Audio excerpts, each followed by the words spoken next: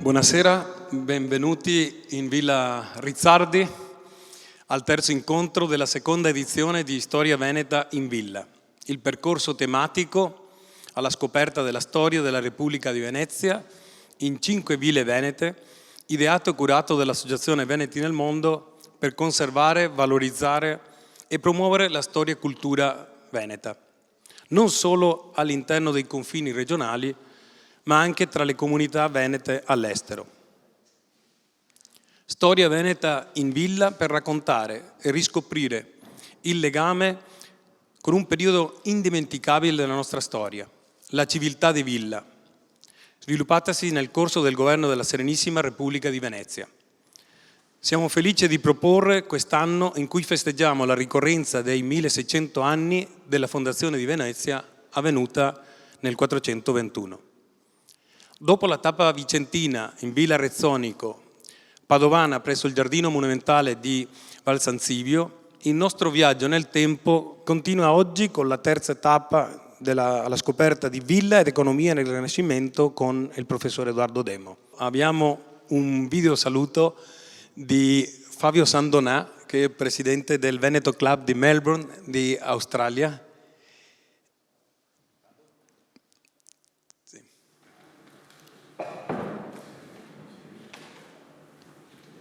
Del mondo, in particolare all'amico presidente instancabile Aldo Zimmarine, e con molto piacere che voglio far arrivare a voi e a tutta la vostra squadra al professore Edoardo Demo, ai relatori, ai presenti in sala, il più sentito e caloroso saluto da parte mia e da parte della comunità dei Veneti di Vittoria, lo Stato e l'Australia, appunto dove risiedo, da me rappresentata. In questo mio breve intervento con qualche foto volevo anche darvi un seppur limitato spaccato e una visione d'insieme della nostra collettività veneta locale. Mi presento per chi non mi conoscesse, mi chiamo Fabio Sandonà, sono di origini vicentina e mi trovo a Melbourne dall'inizio degli anni 2000. Da ormai più di un decennio collaboro e opero all'interno della collettività veneta locale, nella quale attualmente ricopro la carica di presidente e consultore della Federazione delle Associazioni Venete del Vittoria, ovvero di quel contenitore di rappresentanza che raggruppa tutte le nostre 8 associazioni storiche a trazione provinciale veneta presenti nel territorio, così come essere lo strumento di raccordo normativo di dialogo con la Regione del Veneto. È con tanto piacere e tanta gioia che voglio che arrivino i nostri più sentiti complimenti per questi vostri prestigiosi momenti culturali e approfondimenti storici, chiamiamoli, che avete saputo organizzare e per di più sottolineano quanto importante rimanga la diffusione della nostra identità, delle nostre peculiarità, dei nostri tratti caratterizzanti anche attraverso le comunità venete del mondo. Ecco, quindi in Australia oggi si parla di Villa Rizzardi e delle nostre ville. È un messaggio che volevamo dare come Veneti nel mondo e giustamente questa rassegna non si finisce in questi incontri, ma inseriamo, grazie alla professionalità di Veneta Video, Tommaso Giusto, che fa le riprese, dopo dappertutto potranno vedere questi incontri per continuare a parlare delle nostre bellezze all'estero e per stimolare anche quel turismo di ritorno che c'è tra i nostri oriundi, soprattutto in Sud America, Australia e Canada. Il professore Edoardo Demo è un professore associato di storia economica presso il Dipartimento di Scienze Economiche dell'Università di Verona. Presso il medesimo Ateneo ha conseguito il dottorato di ricerca in storia economica nel 1999. È stato assegnista di ricerca presso l'Università di Verona, l'Università Ca' Foscari di Venezia, nonché borsista postdottorato presso l'Università degli Studi di Padova. Nel 2018 ha ottenuto l'abilitazione a professore ordinario per storia economica. Si occupa prevalentemente di storia economica e sociale della terra veneta, tra tardo medioevo ed età moderna. Tra le sue pubblicazioni, oltre ad una settantina di saggi e articoli riguardanti soprattutto il mondo mercantile nell'Italia settentrionale dei secoli XV al XVIII secolo. Raccomando a tutti la lettura di quest'ultimo libro, Mercanti di terraferma, uomini, merci e capitali nell'Europa del Cinquecento. Ringrazio Edoardo Demo per essere qui e aver collaborato attivamente, tra l'altro, in questa iniziativa. A lui la parola.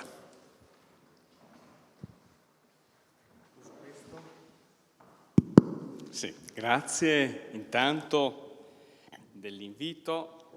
Io normalmente parlo in piedi, quindi posso parlare in piedi, non ci sono problemi. Allora, intanto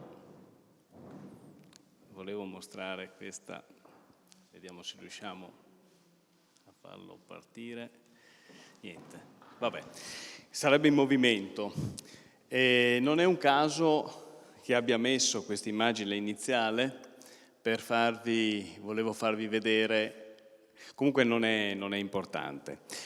Intanto ringrazio dell'invito, ringrazio il proprietario della villa, l'amico Aldo Rozzi Marin, per avermi invitato anche quest'anno, e mi fa piacere vedere anche tra il pubblico l'amico Alberto Passi, past president dell'Associazione per le Ville Venete, che così meritoriamente si impegna per cercare di mantenere alta l'attenzione su un patrimonio fantastico come noi abbiamo in questa regione, che, come ci è stato appena detto, non è semplice portare avanti.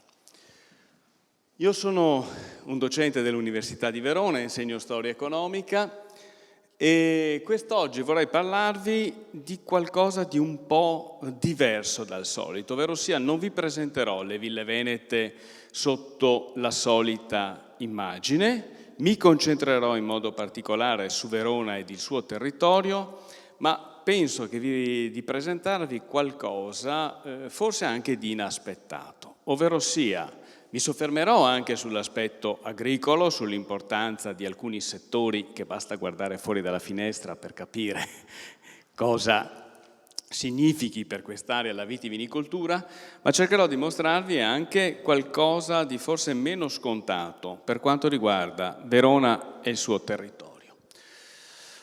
Questa slide è semplicemente per fare il punto, forse alcuni di voi hanno già avuto occasione di ascoltarmi in altri interventi, per fare il punto sul cambiamento epocale che a partire con la fine degli anni '80, ma soprattutto gli anni '90 del XX secolo, ha avuto la storiografia economica d'area veneta. Ovvero sia, sostanzialmente fino agli anni '90 del Novecento si era posto l'accento sulla terraferma veneta come un'area in cui l'unica attività economica praticata fosse quella agricola. Viceversa, con lo studio di nuove fonti, sino a quel momento mai compulsate e mai prese in esame, quello che è emerso è una realtà un po' diversa. Ovvero sia, è emersa una realtà in cui fortemente evidente è la pratica di attività manifatturiere e commerciali. E quello che più conta, è un elemento che connota questo territorio, ovvero sia lo stato da terra della Repubblica di Venezia nella sua interezza, fin dall'epoca tardo medievale o rinascimentale, una produzione manifatturiera destinata all'esportazione. Cioè le caratteristiche che contraddistinguono oggi la regione Veneto di essere una delle più forti aree della penisola italiana in quanto ad export, basti ricordare che la provincia di Verona è 10ª in Italia in quanto ad export, la vicina provincia di Vicenza è 2ª o 3ª a seconda del trimestre, la prima per export pro capite, quindi supera addirittura Milano. Questo vi fa capire come siamo di fronte ad una connotazione che contraddistingue in maniera ben precisa questo territorio.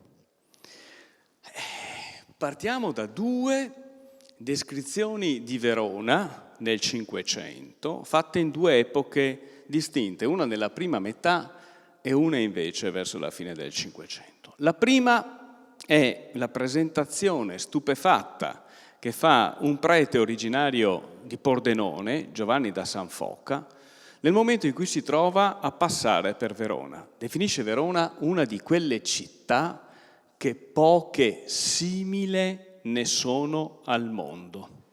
Certo, c'è sempre Venezia che fa storia a sé, però Giovanni da San Foca, quando arriva nel 1536 a Verona, rimane colpito. Ancora più significativa, forse, è la descrizione che nel 1591 fanno i sindaci inquisitori veneziani quando si trovano a passare per la città scaligera. In questo caso sono veneziani, quindi abituati al bello, alla grandeur, alla grandezza di una città che è capitale. Leggiamola insieme la descrizione perché è veramente significativa.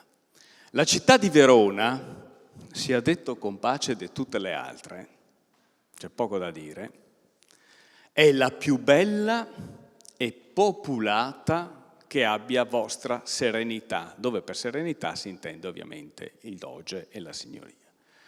Et per le 3 sillabe delle quali è composta la parola Verona, dicono che significa che partecipi delle qualità più nobili di Venezia, Roma e Napoli. Di Venezia per le mercature. Ed è quello su cui noi concentreremo la nostra attenzione questa sera. Di Roma per la dignità delle fabbriche e palazzi e per essere in qualche tempo stata abitazione di imperatori. Di Napoli per l'amenità di colli e siti che sono in tutte e due. In questa descrizione che di Verona fanno i sindaci inquisitori ci sono tutte le principali caratteristiche della città e del territorio che la circonda. Una città ricca, dedita alla mercatura, capace di competere per questo con la capitale, la grande Venezia, una città fantastica dal punto di vista monumentale, anche per essere stata sede di imperatori, e la bellezza del sito, del territorio, l'amenità dei colli, la Valpolicella.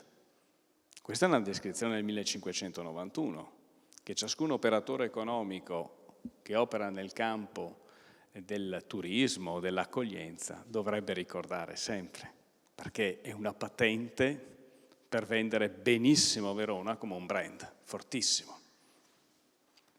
Quindi facciamo storia, ma facciamo anche un po' di marketing territoriale. Andiamo intorno. C'è un aspetto che vale la pena sottolineare. I sindaci inquisitori sottolineano il fatto che Verona è una città grande, bella, ma soprattutto anche molto popolata. Infatti è una città di grandi dimensioni. Qui vedete un veloce excursus storico che parte dagli anni 20 del 300, anzi dalla metà del 200 e arriva fino alla metà del 500. Vista così può dirvi poco, anche perché a un certo momento, oggi Verona è una città di circa 270.000 abitanti, quindi la taglia demografica che compare all'interno di questa slide vi può sembrare anche una realtà piccola, ma così assolutamente non è. E ho voluto proporvi questa slide per farvi capire come Verona sia sempre stata la città più grande di terraferma rispetto alle altre principali città dello Stato da terra. Come vedete è sempre stata la più grande, eccetto, se proprio vogliamo mettere il dito nella piaga, tra la fine del 400 e l'inizio del 500, quando c'è una fortissima crescita di Brescia, che poi però ha un decremento della popolazione. È interessante vedere come questo ruolo di città principale in termini demografici, voi capite che essendo per essere grandi vuol dire che c'è la possibilità di lavorare, che l'economia funziona, che si attira popolazione, è un elemento che connota la città praticamente in tutti i secoli. Ma ci sono due osservazioni ulteriori da fare. Tra la fine del 400 e i primi anni del 500, la popolazione che ha Verona e che ha Brescia non è una popolazione banale, irrilevante, se teniamo presente che in questo periodo sia Verona che Brescia sono tra le 20 città più grandi d'Europa. Oggi Verona non è tra le 20 città più grandi d'Europa. Quindi capite che una popolazione di circa 50.000 abitanti all'epoca significava essere una metropoli. Certo, non una megalopoli, perché la megalopoli era Venezia, che a seconda degli anni aveva una popolazione in questo periodo che variava tra i 100 e i 180.000 abitanti. 100-180.000 perché se c'è la peste la popolazione crolla, ma poi Venezia riesce a riprendersi molto velocemente. Ci sono poche città tra fine 400 e inizio 500 che possono competere con Venezia, sono Milano, Napoli e Parigi, poche altre. Verona è tra le 20 più grandi città del periodo, quindi un elemento assolutamente di notevole interesse per capire cos'è il peso che Verona copre in questo periodo. C'è un secondo aspetto interessante.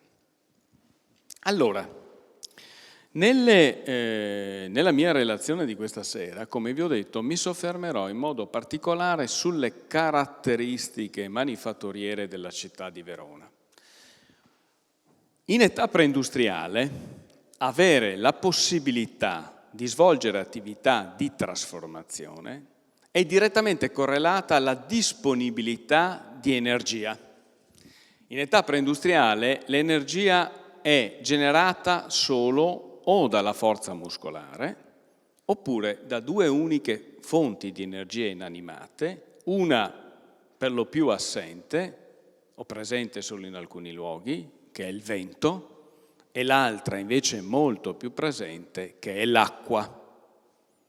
Tutta la pedemontana veneta, a partire da quella trevigiana e fino a quella bresciana e bergamasca, è un'area contraddistinta da una presenza di acqua particolarmente rilevante e utile per dare movimento agli impianti idraulici, con un'unica eccezione, che è proprio il territorio veronese, in cui la disponibilità di acqua per usi industriali, attenti non agricoli, è praticamente appannaggio solo della città.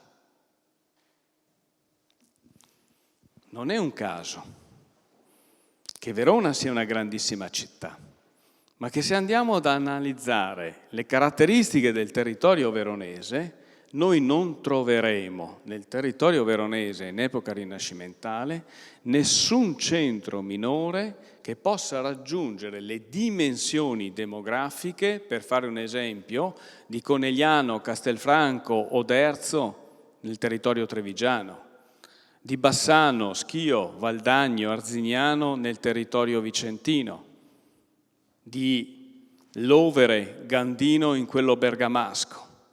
A Verona il territorio cresce demograficamente più tardi, perché c'è una città che è grandissima e che concentra su di sé la maggior parte delle attività economiche di tipo manifatturiero e commerciale.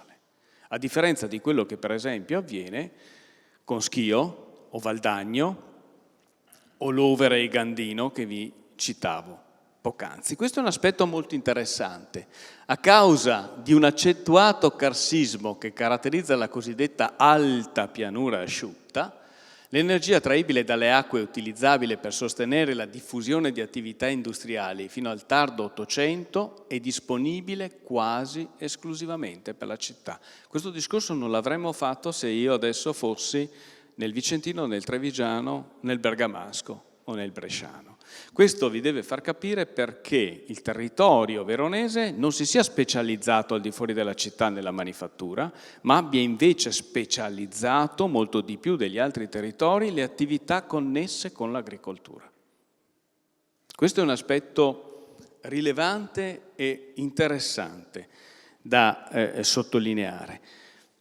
Basterebbe fare, adesso noi siamo in Valpolicella, quindi siamo un po' spostati verso la parte occidentale, diciamo, della provincia, ma basterebbe fare una camminata sui Lessini, versante vicentino, Valle del Chiampo, o versante veronese. Nel versante vicentino c'è acqua ovunque. La Valle del Chiampo è sommersa d'acqua. Il versante veronese è soprattutto soggetto a accentuato carsismo. Ottimi pascoli, ma non c'è tanta acqua. E questo è un problema se vogliamo analizzarlo in termini industriali. Se poi invece andiamo per vedere proprio quelle che sono le caratteristiche definitive idrografiche di questo territorio, vediamo che c'è la presenza di un grande fiume, l'Adige, che per l'epoca preindustriale possiamo veramente definire come una specie di autostrada. Si scende da nord alla velocità della luce, però l'Adige è un fiume infido, va soggetto a piene, e non è particolarmente adatto neppure lui per dare movimento agli impianti idraulici. Lo vedremo fra poco, tant'è che non è un caso che una delle caratteristiche dell'Adige sarà la presenza di mulini natanti, perché è pericoloso mettere ruote da mulino lungo le sponde, perché arriva la piena e le porta via. Il mulino natante riesce a cavarsela. Però l'Adige è soprattutto un formidabile strumento per commerciare, soprattutto in discesa da nord a sud. Si arriva a una velocità che altrimenti non si potrebbe raggiungere. È più complicato ovviamente in risalita, perché il fiume è difficile da risalire. Poi ci sono una serie di diversi corsi minori dotati di scarsa portata d'acqua, ma alcuni di questi significativi per dare movimento agli impianti idraulici, e qui dobbiamo spostarci un po' verso la città, soprattutto nella zona di Montorio, il Fibbio e il Fiumicello. Questi sono due corsi d'acqua che hanno una loro rilevanza. Montorio è un posto fantastico se uno vuole studiare la presenza di attività industriali, scusate il gioco di parole, in epoca preindustriale. È perfetto. La collega Deborah Howard di Cambridge, che ha condotto uno studio proprio sui luoghi di lavoro in epoca rinascimentale, si è innamorata di Montorio, perché Montorio sembra di essere portati indietro nel Cinquecento, vedere come doveva essere una zona industriale cinquecentesca. Poi c'è una presenza di rete idrografica abbastanza ramificata, ma non è ricca come quella del territorio vicentino o trevigiano. Non c'è nulla di paragonabile alla Brentella o la Piavesella, per intenderci, se pensiamo al territorio trevigiano su cui varrebbe la pena appunto soffermarsi. 3 sono le caratteristiche che contraddistinguono l'economia del territorio veronese in maniera prevalente in età rinascimentale e che contraddistinguono anche sul lungo periodo. Un rilevante comparto agrario che è legato in modo particolare al fatto che Verona è una grande città e che ha bisogno di derrate alimentari e quindi funziona. Però vedremo che Verona si specializza anche nella produzione di almeno 2 prodotti agricoli che hanno notevole fortuna per l'esportazione. 2 più 1, 3. Vi posso anticipare, uno è la vitivinicoltura e il vino, l'altro è il riso e la terza è la gelsipachicoltura. Sono i 3 pilastri del sistema agricolo veronese in età rinascimentale. Ha una plurisecolare vocazione commerciale, non l'ha mai persa. Oggi Verona è un centro di intermediazione fondamentale, intermodale fondamentale, l'ha avuto da sempre, perché è una specie di porta verso il nord. I veneziani la definiscono una porta per l'Alemagna, per la quale in pochissime ore si può venire e condurvi ogni numero di genti e mercanzie. Quindi ha un ruolo strategico che nessun'altra città del Veneto ha. Ha una tradizione manifatturiera un po' ondivaga, un po' altalenante nei secoli e che contraddistingue però quasi esclusivamente la città proprio per la presenza di un'idrografia come quella che abbiamo visto in precedenza. Beh, questa slide è molto articolata. Vi basti sapere che ci sono alcune informazioni interessanti che vale la pena sottolineare. Forse non lo sapete, ma il territorio veronese, e in particolare il corso d'acqua, il Tramigna, è importantissimo perché per il Tramigna c'è una delle prime attestazioni che si conoscano al mondo di impianto idraulico per la lavorazione dei tessuti di lana. 985, non 1985, 985. E guardate che si tratta di avere una tecnologia molto avanzata per l'epoca, fra poco lo vedremo. Poi sono sostanzialmente 3 i settori cardine del sistema manifatturiero veronese. Il lanificio, Verona è un grande centro di produzione di tessuti di lana che vengono esportati in tutta Europa. Successivamente il settificio, grazie alla diffusione ampia della gelsibachicoltura, e poi c'è una curiosità, c'è un periodo in cui Verona è conosciuta in tutta Europa come una delle principali produttori di lavori a maglia, soprattutto berrette. Le berrette prodotte a maglia a Verona sono diffuse in tutta Europa. Mentre sul lanificio gli studi sono stati condotti, anche dal sottoscritto, mentre sul settificio gli studi sono stati abbondantemente effettuati, sul berrettificio siamo ancora in attesa di qualcuno che voglia incominciare a studiare le fonti archivistiche. Non è un lavoro che si fa in un mese, le fonti ci sono, bisogna indagarle e potrebbero portare alla luce un'esperienza manifatturiera del passato il cui ricordo è andato perduto. Se volessimo fare un collegamento con la realtà attuale, il lavoro delle calze, della produzione di calze che contraddistingue oggi il territorio mantovano, trova le sue basi nella diffusione nel veronese di questa particolare attività, che poi è passata al contermine territorio mantovano. Quindi si tratta di un'attività che ha una tradizione plurisecolare. Lanificio, settificio, berrettificio. Guardate, vengono venduti in i prodotti veronesi sono venduti in tutta la penisola italiana, in vari paesi europei, soprattutto i prodotti serici, Francia, Germania, Inghilterra, Fiandre, Svezia. È una curiosità, perché lo vedremo fra poco. C'è un personaggio veronese che è particolarmente inserito nei traffici con la Svezia, ma anche al di là dell'Adriatico, nei Balcani e nel vicino e Medio Oriente.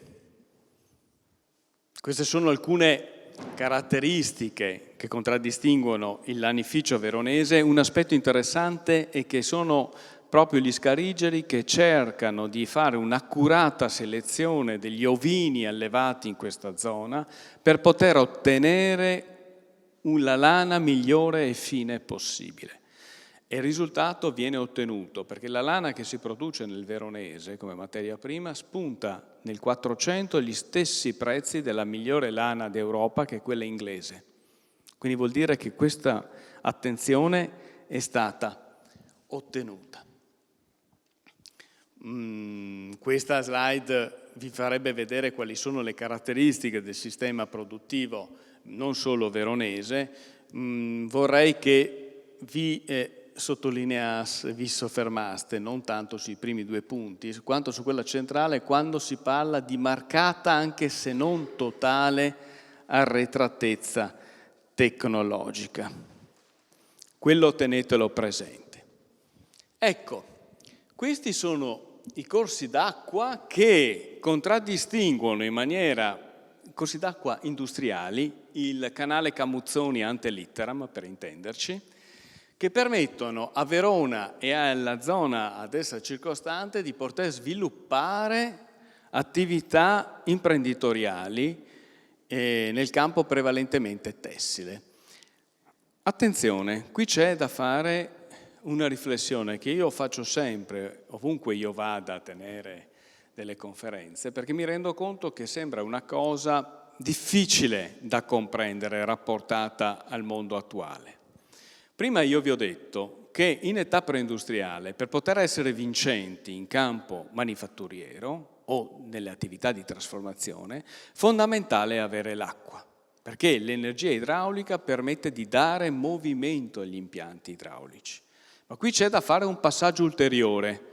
Normalmente, quando noi pensiamo ai mulini, pensiamo a un solo tipo di mulino, che è il mulino per la molitura dei grani. Viceversa, se io ho l'acqua e ho la ruota idraulica che genera energia e ad essa ho collegato l'albero motore, magari ho inserito un ritrovato tecnologico che viene inventato nel Medioevo, che è la camma, che mi permette di trasformare il moto semplicemente rotatorio in moto alternato, faccio tutto, non solo la molitura dei grani. Posso torcere la seta, posso follare i panni, ovvero sia quell'operazione che mi permette di avere il tessuto con trame e ordito ben saldi, posso fare la pilatura del riso, con le pile che vanno su e giù, posso fondere i metalli perché collego il mantice per ravvivare il fuoco ad una ruota che continua a girare, non c'è bisogno di qualcuno che lo apra e la chiuda. Posso fare tutto. Nel veronese sono 2, come vi avevo anticipato, i corsi d'acqua importantissimi. Il Fiumicello e il Fibbio. Nella zona di Montorio, a fine 400, si contano decine di ruote idrauliche, destinate in parte sì al lavoro del grano, ma ci sono fucine, cartiere, magli, mulini a martello per la concia dei pellami, macine da sasse, pile da riso, insomma c'è di tutto. Una curiosità sono le cartiere. Voi sapete che la produzione della carta dall'utilizzo della pasta di legno è un fenomeno tardo ottocentesco. In questa fase la carta si produce in impianti in cui vengono lavorati e sminuzzati gli stracci. Gli stracci vengono ridotti in piccoli pezzi da cui poi si ottiene la carta.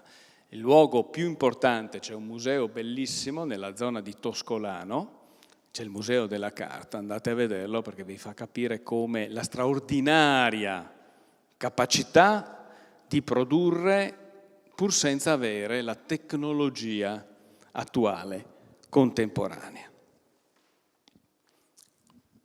Questo è un follo da panni come quelli che erano presenti a Montorio. Vedete la ruota idraulica esterna che va a pescare nell'acqua, può pescare in 2 maniere, o pesca all'interno dell'acqua oppure c'è una derivazione, un canale che deriva l'acqua che fa cadere l'acqua dall'alto. Questi sono i 2 sistemi.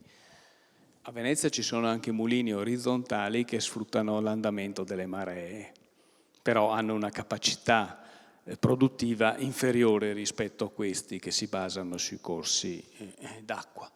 Poi la particolarità è che ci sono queste specie di martelli sotto i quali vengono posti i tessuti che vedete sta portando l'uomo sulle spalle e questi martelli fanno avanti e indietro sbattendoci sopra per risaldare le fibre.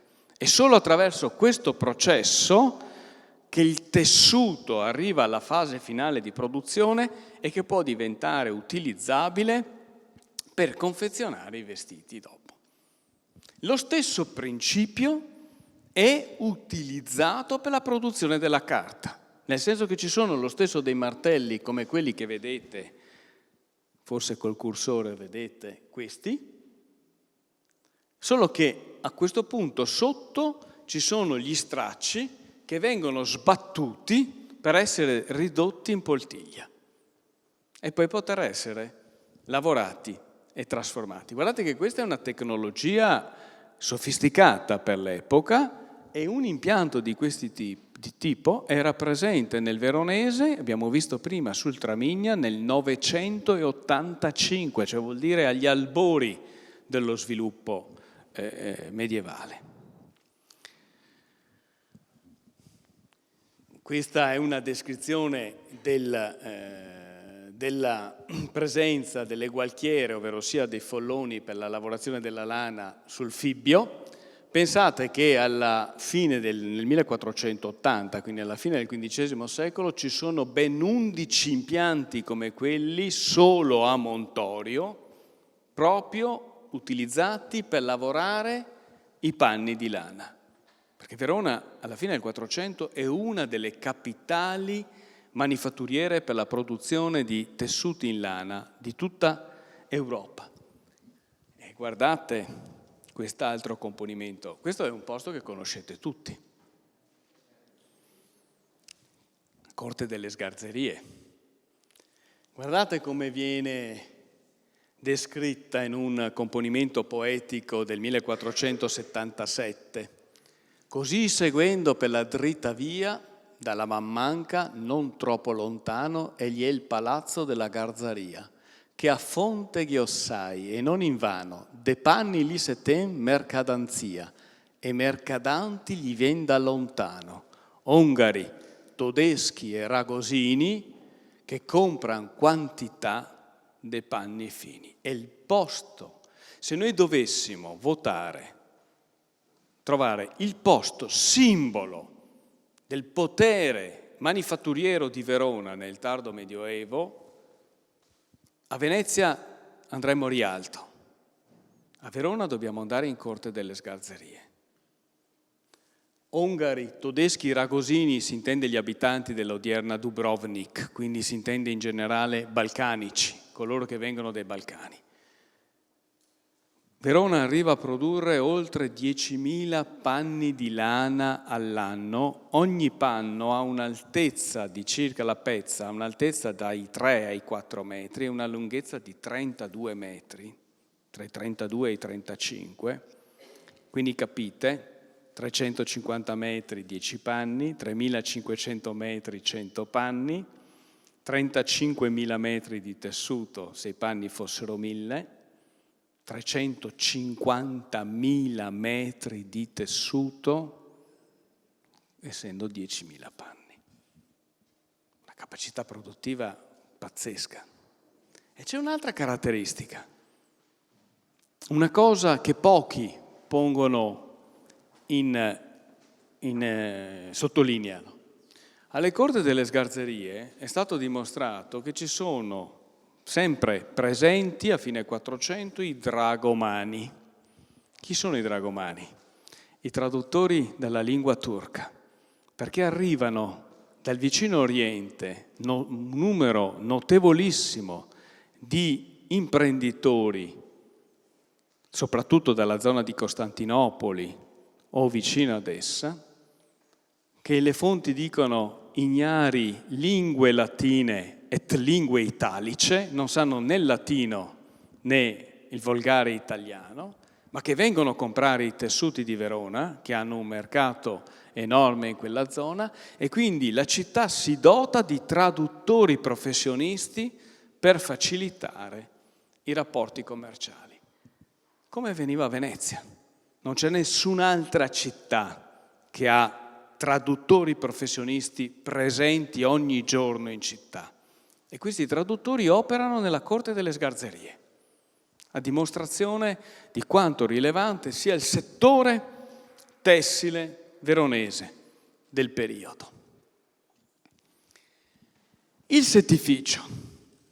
Il settificio si diffonde nel veronese nel corso del 400.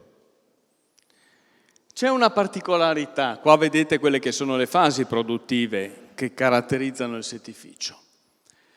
Verona si specializza, Il settificio è il settore, questa slide mi serve per farvi capire che stiamo parlando del settore portante dell'economia italiana per secoli. Cioè, ahimè, noi siamo arrivati negli anni, adesso c'è una riscoperta della gelsibachicoltura in qualche maniera, perché c'è un po' di interesse, ma siamo arrivati al punto che i ragazzi non sanno che in queste terre veniva praticata e come l'attività di allevamento dei bachi da seta e che c'erano morari ovunque.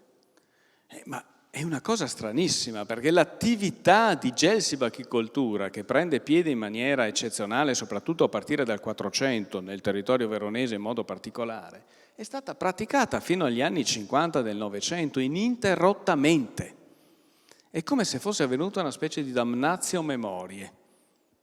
Forse perché il lavoro era faticoso, forse perché era un lavoro svolto soprattutto da donne nelle filande che poi non riuscivano a togliere l'odore dei bachi di dosso, forse perché era un luogo di costrizione anche. Fatto sta che sembra che tutti si siano dimenticati che per secoli l'economia settentrionale dell'Italia, ma dell'Italia in generale, è riuscita ad avere una bilancia dei pagamenti favorevole, almeno fino al XVIII secolo, perché c'era la seta. La seta era il vero prodotto forte del nord Italia, perché permetteva di ottenere risultati economici immediati, veloci, liquidità. Tutte le famiglie contadine praticavano in casa la gelsibachicoltura, magari con le signore che tenevano i bachi da seta nel seno per poterli fare schiudere, perché era una di quelle attività che permetteva di integrare le magre entrate, perché avere un po' di seta ti permetteva di avere immediatamente liquidità, perché tutti te la pagavano subito. Il grano invece magari te lo compravano, ma ti pagavano. E il vino non era tanto diverso, fino a qualche tempo fa. Non era un prodotto realizzabile immediatamente. La seta sì, dava immediato guadagno. La cosa... Questa è una slide che vi fa vedere come l'andamento del settore serico nel corso dei secoli in Italia abbia mantenuto sì rilevanza, ma l'Italia sia diventata da grande produttrice di drappi di seta, quindi di prodotto finito, e voi sapete che economicamente è quello che dà il valore aggiunto, a produttrice di seta semilavorata, per poi finire alla produttrice di seta grezza, e nell'ultimo periodo vendevamo anche i bachi da seta, cioè proprio con un crollo verticale, una specie di deindustrializzazione, se volessimo. Queste sono due bellissime immagini che vi permettono di far vedere in cosa consistevano le fasi iniziali della lavorazione della seta. Questo è l'allevamento dei bachi. Queste sono due immagini del Cinquecento, cinquecentesche, una d'area fiamminga, l'altra invece d'area toscana, che però rappresentano bene la realtà dei fatti. Quella fiamminga è perché è fatta da un fiammingo, ma non perché la gelsibachicoltura venisse praticata nelle Fiandre. Le condizioni climatiche non erano adatte, i bachi morivano. C'è qualcuno che ci prova a farlo. C'è un vicentino negli anni 80 del Cinquecento che si mette in testa di iniziare l'attività di gelsibachicoltura ad Anversa, ma gli muoiono tutti i bachi e quindi troppo freddo e non riesce a portarla avanti. Cos'è il bello? Il bello è che vedete come avviene l'attività. Coinvolge uomini e donne, ma anche bambini, e c'è un altro aspetto importante. Quando i bachi stanno crescendo avviene la cosiddetta pelata morariorum, ovvero sia perché i bachi magnan de furia quando stanno crescendo e vogliono essere sommersi di foglie. Non è che posso dargli la fogliolina una per volta.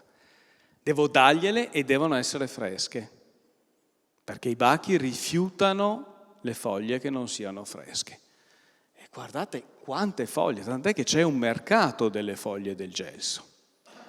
La seconda immagine forse è ancora più significativa perché la collegheremo con le ultime slide del mio intervento di oggi, perché lì siamo in un porticato di villa.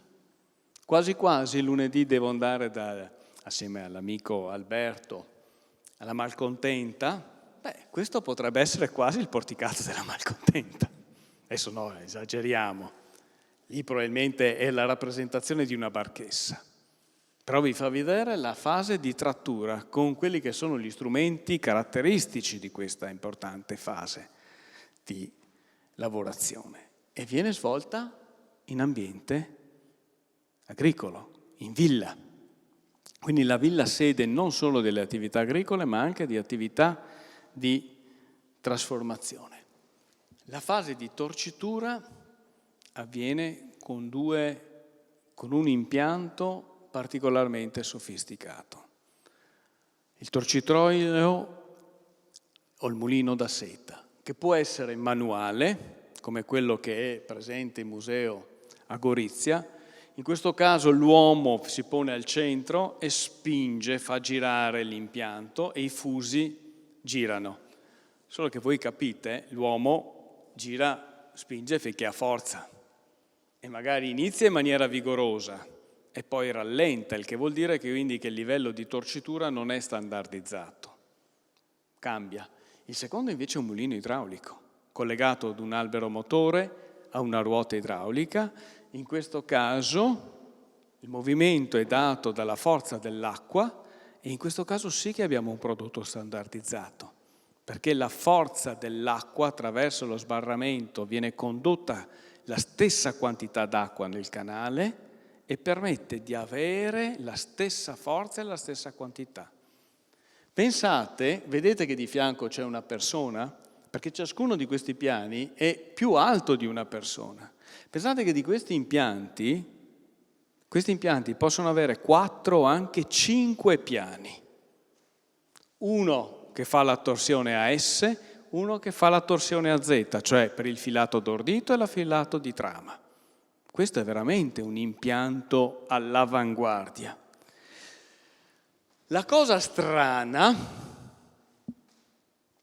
è che Verona è un centro importantissimo di produzione serica, ma ha pochi mulini idraulici da seta. Sono soprattutto mulini mossi dalla forza dell'uomo. Perché? Perché l'Adige non è adatto. Questi impianti costano un sacco ed è troppo rischioso metterli in opera. Quindi non sappiamo quanti effettivamente fossero gli impianti idraulici di Verona, abbiamo qualche attestazione, però ce n'erano molti per lavorare la seta. Pensate che nel 1559 sono addirittura 88 gli impianti, per la maggior parte mossi dalla forza umana, come abbiamo visto prima. Diverso è quello che per esempio invece avviene a Vicenza, dove c'è, mi ricordava prima un signore che è presente anche oggi nel pubblico, dove c'è in città un fiume che sembra un canale industriale, il Retrone, che ha un andamento talmente lento che sembra che vada indietro. Quello sì è proprio un canale industriale ante litteram, e questa è la pianta angelica del 1580 e vi fa vedere tutte le ruote da mulino. Quelli sono tutti mulini da seta idraulici. Quindi Verona si specializza nella lavorazione della seta, ma attraverso l'utilizzo di mulini mossi dalla forza prevalentemente umana e quindi di qualità, seta di qualità inferiore. Vicenza invece si specializza nel segmento alto del mercato, fa semilavorati di alta qualità, soprattutto da fare da ordito per i tessuti più costosi. E qui voglio farvi vedere un altro aspetto importante.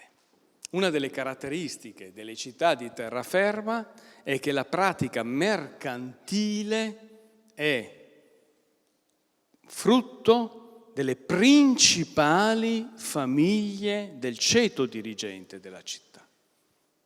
Alcenago, Allegri, Brenzoni, D'Alisca, Giusti, Guagnini, Guarienti, Lanfranchini, Lavezzola, Maffei sono i nomi dei palazzi o delle ville. Sono tutti imprenditori. Sono pochissime le famiglie nobili di Verona che non hanno un passato imprenditoriale. Canossa, Nogarola, anche i Bevilacqua hanno un passato imprenditoriale. Solo Canossa e Nogarola, perché sono grandi famiglie di feudatari, mentre queste sono famiglie che si arricchiscono con la pratica della mercatura. I Pompei nascono come tintori, ma li vedete, infatti non ci sono qua né i Nogarola né i Canossa, non li ho elencati. I Nogarola, che prendono nome invece di Nogarole, ma la famiglia è la stessa, che è presente a Vicenza, quelli di Vicenza, attraverso l'essersi imparentati con i Valmarana, loro si praticano mercatura. Sono quelli del ramo veronese che per motivi... a questi si possono aggiungere i Malaspina. Canossa, Nogarola e Malaspina non hanno interessi mercantili. Il caso di una famiglia che esiste ancora oggi, i Guarienti, è un caso fantastico, perché i Guarienti hanno una rete imprenditoriale, vedete, operano a Verona, ma sono anche a Venezia, Bologna, Ferrara, Roma, Ginevra, Barcellona, Etinalis, Partibus, Transalpinis, e sono addirittura i banchieri del Papa Eugenio IV durante il Concilio di Basilea. I Guarienti sono una potenza nel 400. Continuano anche nel secolo successivo, ma sono una famiglia fantastica. Purtroppo l'archivio Guarienti è stato abbastanza smembrato, non riusciamo ad addentrarci, abbiamo fatto qualche tentativo, ma è una famiglia di un interesse estremo. Nel Cinquecento emergono altre famiglie, ma continua anche la presenza di qualche nobile. Un caso bellissimo è quello di Alessandro Guagnini. Alessandro Guagnini, il cavaliere Alessandro Guagnini, è un uomo d'armi che a un certo momento vuole inventarsi l'idea di trovare nuove vie di faccende con la Polonia e la Svezia. Sapete cosa fa Guagnini? Si trasferisce a Stoccolma, esporta verso Stoccolma da Verona Made in Italy, tessuti in lana e seta, e diventa il principale importatore verso Venezia di rame e ferro. Ha delle società, Guagnini l'ho già studiato, lo trovate anche in questo libro, però è da tempo che sto preparando una monografia specifica su di lui perché è rimasto un materiale eccezionale. Guagnini ha delle navi sue e diventa uno dei principali imprenditori commerciali con la Svezia. Apre proprio questa strada, si allea con alcune grandi famiglie veneziane e dà avvio a questa. Io non so se qua non ho riportato alcuni stracci di lettere commerciali che sono anche molto divertenti per descrivere come avviene l'attività. Uno dei casi in assoluto invece più rilevanti è quello della famiglia Murari. È una vera holding, nel senso che i Murari danno vita, hanno una casa madre a Verona e poi tutta una serie di consociate organizzate attraverso un sistema che è quello delle società in accomandita semplice, per le quali giuridicamente si fa un contratto a parte e in cui la casa madre entra come una socia, semplice socia, accomandante. Questo per rischiare meno in caso di fallimento. E hanno una holding che non ha nulla da... può essere paragonata alle holding presenti, con filiali presenti ad Anversa, Bolzano, Norimberga, Londra, e hanno un giro d'affari pazzesco, 200.000 ducati all'anno. Un palazzo nel 1585 costa mediamente tra i 10 e i 15.000 ducati, quindi avere 200.000 ducati di attività imprenditoriale, capite cosa significa. E ci sono la cosa particolare di Verona, alla fine del Cinquecento, soprattutto a partire dagli anni 70 del Cinquecento, tra gli anni 60, 70 e 80, noi troviamo imprese con a capo donne.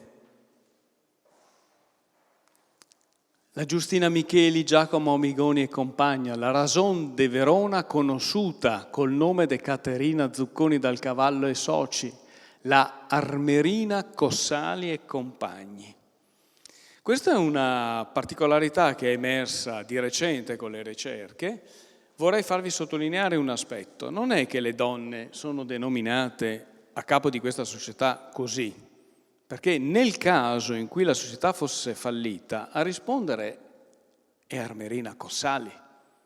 E in secondo luogo noi abbiamo le prove che in queste società le donne non partecipano semplicemente alla suddivisione dei profitti o delle eventuali perdite, ma richiedono espressamente di poter controllare la contabilità dell'impresa, quindi vuol dire che hanno competenze d'abaco, partecipano attivamente alla compravendita delle merci e sono loro a nominare i corrispondenti a livello internazionale.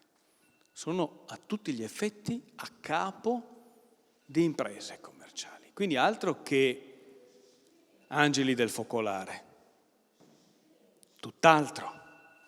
E abbiamo anche le nobili.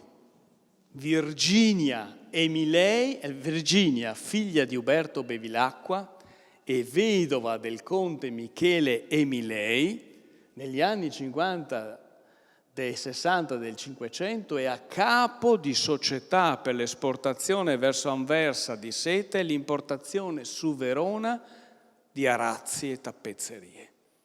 Ma la società si chiama Virginia Emilei e Compagni. O anche la magnifica donna Domina Anna, figlia del conte Antonio della Torre, vedova del nobile Giambattista Pindemonte, che nel 1570 vende a suo nome le sete. Cioè, quindi abbiamo donne a capo di società commerciali. Questo è un discorso che, posso dire, ha entusiasmato molto soprattutto gli studiosi anglosassoni e che fa emergere un mondo femminile molto diverso da quello a cui noi siamo abituati, ovvero sia il mondo delle mercantesse o delle donne in grado di condurre attività imprenditoriali in proprio. C'è solo un problema, noi ne troviamo tante nel Cinquecento. Nel Seicento non le troviamo più.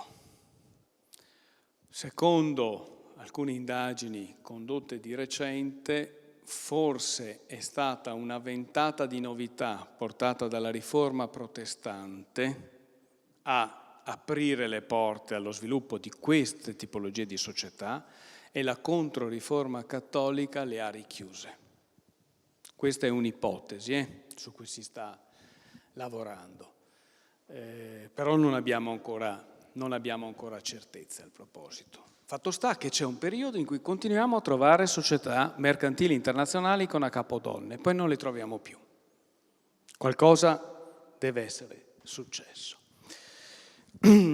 Vorrei, perché poi mi voglio avviare alla fine, quindi scusatemi se vado velocemente, soffermarmi su alcuni aspetti invece propri dell'agricoltura e sottolineare come nel corso del Cinquecento vengano introdotti all'interno delle aziende agricole che circondano le ville dei nuovi prodotti che hanno una funzione importante. Uno di questi prodotti è il mais, che proviene, come tutti voi sapete, dalle Americhe, che ha una funzione fondamentale, quella di vincere le crisi di sussistenza. Perché a differenza degli altri cereali coltivati fino a questo momento, le cui rese agricole sono molto discontinue e tendenzialmente basse, il mais ha rese elevate, quindi un po' di mais per fare la polenta c'è sempre. Da quando si diffonde il mais, la gente non muore più di fame, però mangia mais oggi, mais domani, mais dopodomani, c'è sempre solo mais, a volte con qualche colpo di aringa, se si è fortunati, ma se si è fortunati, è vero, non si muore di fame, si vive magari 10 anni, ma si ammala di pellagra. La pellagra prima porta dissenteria, poi demenza ed infine la morte. Quindi mais permette di vincere le crisi di sussistenza, ma è un prodotto che non è poi così. Se l'alimentazione è solo monomaidica, non si va molto lontano. Però purtroppo la maggior parte degli abitanti del Veneto non poteva che nutrirsi di polenta, perché era l'unico prodotto accessibile. E questo è il secondo prodotto chiave. Però qui io vorrei sottolineare un aspetto. La vitivinicoltura è molto importante, ma in termini economici io sottolineerei un aspetto che non è quello che va per la maggiore oggi. La vitivinicoltura non produceva nel Cinquecento Prosecco, Amarone, Sauvignon, Cabernet, la qualità alta. La vitivinicoltura aveva un'altra funzione. Aveva la necessità di fornire l'apporto calorico per i lavori più pesanti. Si mangiava cereali, mais, ma col cereale o il mais non si va molto lontano. Non è che se io mangio un pezzo di pane riesco a fare il muratore o a svolgere i lavori in campagna. Il vino era fondamentale per fornire gli zuccheri e l'apporto calorico per fare fatica. Non si beveva un bicchiere di vino, si bevevano ogni giorno litri di vino.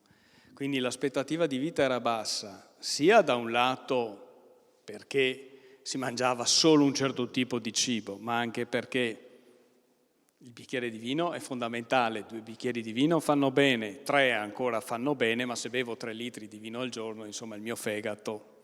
E poi questo non è il vino che beviamo oggi. Questo era il vino che poi veniva tagliato perché era definito dalle fonti vinasso, cioè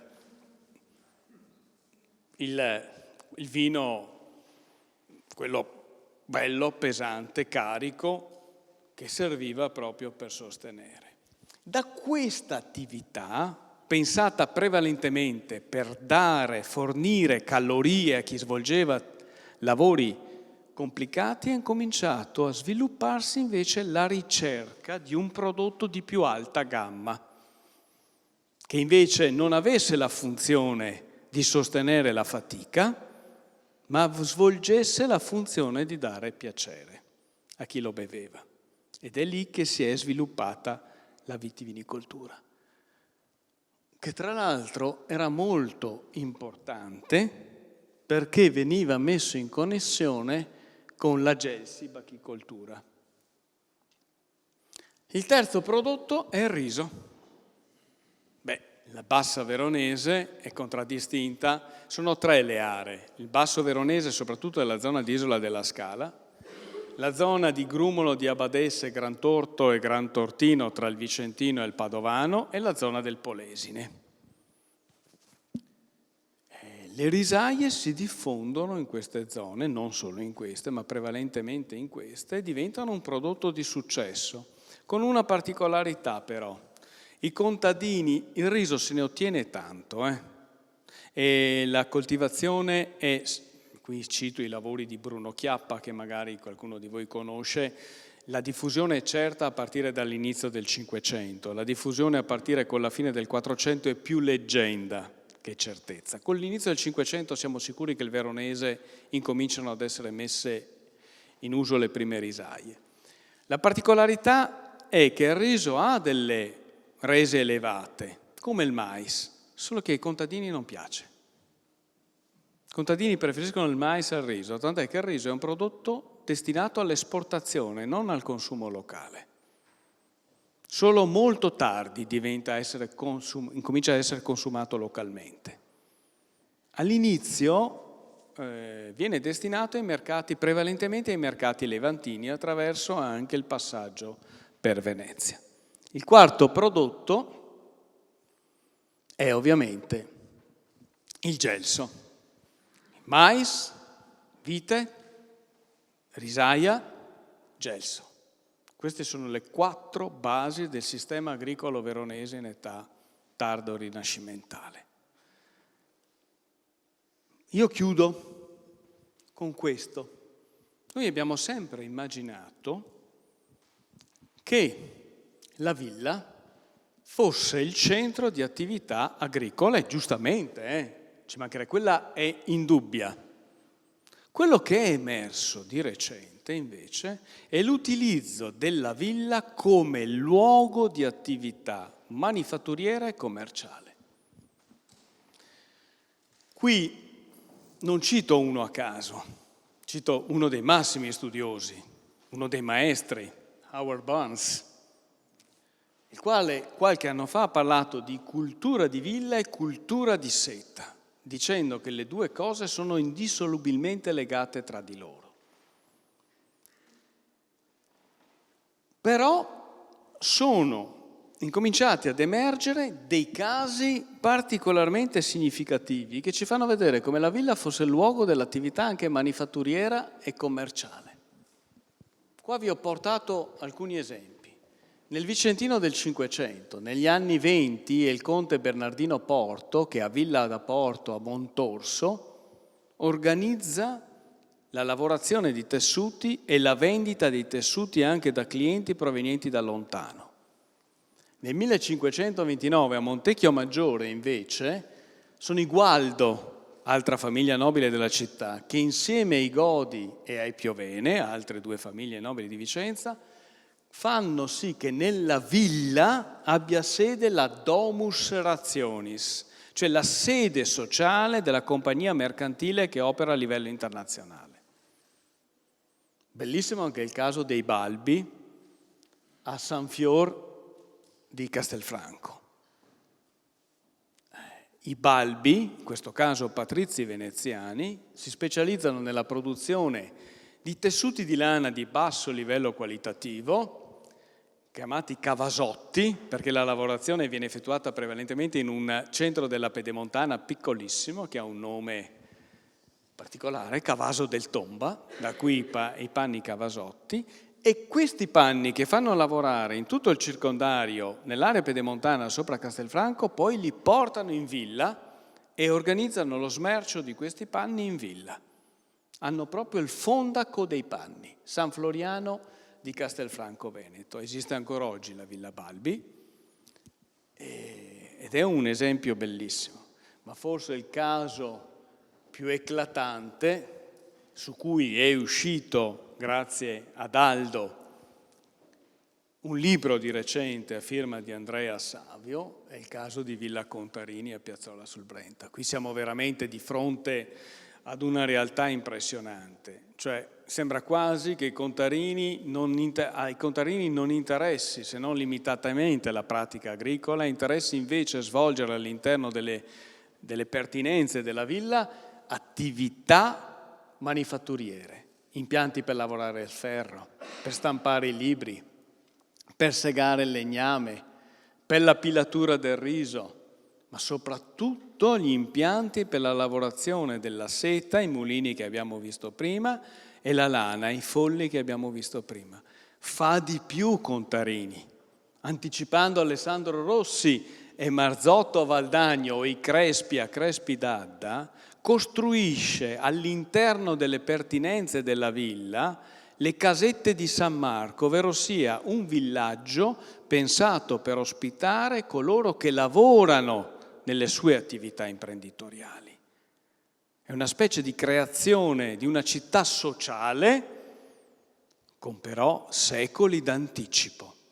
Ecco, questo è un aspetto su cui stiamo indagando, perché altre ville stanno emergendo con questo ruolo, ma Villa Contarini, la cosiddetta Reggia della Serenissima, così viene, non so se poi viene definita, era un centro di primo piano di attività industriali. Conclusioni che non concludono, è sempre così, perché c'è sempre qualcosa di nuovo da poter trovare, è che la villa è qualcosa di diverso rispetto a quello che abbiamo pensato fino adesso. Donata Battilotti dice: la villa è una realtà caleidoscopica, diversificata a seconda degli scenari geografici ambientali, della vicinanza o meno ai centri urbani, dello status sociale e culturale dei proprietari. Un discorso è che il proprietario sia patrizio veneziano, un discorso è che il proprietario sia della nobiltà di terraferma, un discorso è che la villa si situi nella zona della Bassa, un discorso è che la villa si situi in zona pedemontana. Questo significa diversità di conduzione delle terre, diversità di tipologie agricole praticate, ma anche l'avere o non avere pratica di attività manifatturiere, perché se c'è ampia disponibilità d'acqua, e Piazzolla sul Brenta questo lo dimostra, si può fare attività imprenditoriale di un certo tipo, altrimenti ci si deve dedicare ad attività agricola. Questo significa presentare le nostre fantastiche ville sotto un'ottica diversa, come anche fossero il centro di vere attività industriali. Grazie.